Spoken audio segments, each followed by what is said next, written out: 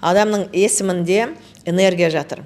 И именно қандай числода ол энергия жатыр, именно сондай ой адамның ойына кеп тұрады. То есть сондай энергия адамның ойына кеп тұрады. Мысалы мен өзім туралы айтайын. Менің есімім Айсұлу, бірағында ол 5 санын білдіреді. Осы Сүтсай ғылымына дейін мен өте көп бизнес жасаған адамын. И менің ойым қандай болды? Мен постоянно ана бизнесті масштабировать еткім келеді. Маған жаңа тынысым тарылып, бір орында отыра алмаймын.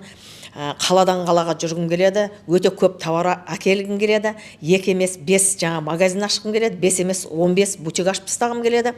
И сол энергияның барлығы, сол ойдың барлығы маған өзімнің атымнан, то есть менің есімімнен келіп тұр, потому что есімім 5 санын білдіреді.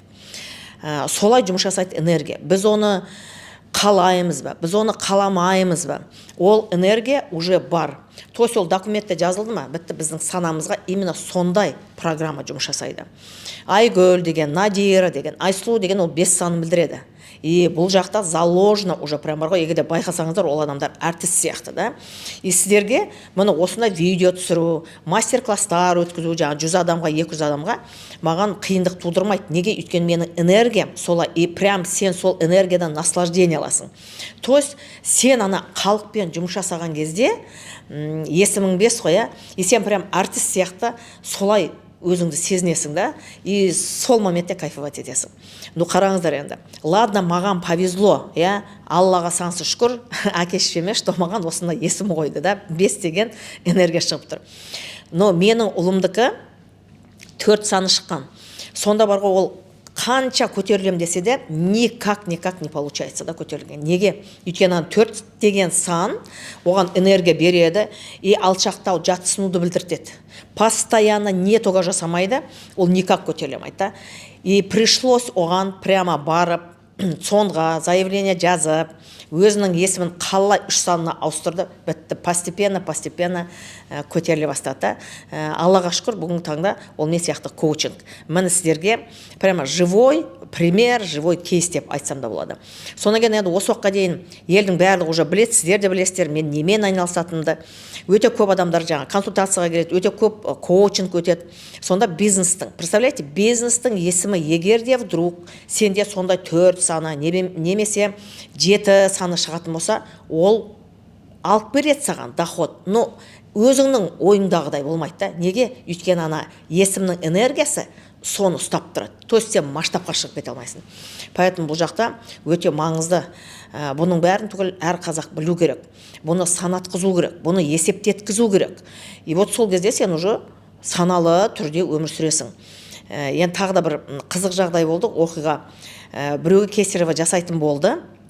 Идеальный энергиямен оның барлығы жасалынды. И сонда, представляете, вот білген жақсы ғой, білмегеннен. Олар коуч өткен болатын, и өздерінің балаларының есімін 6 деген санмен шығарды ғой. Вот қандай керемет. Ол балаға өмір бақи не істейді, да? Просто будет вести. Все время будет вести.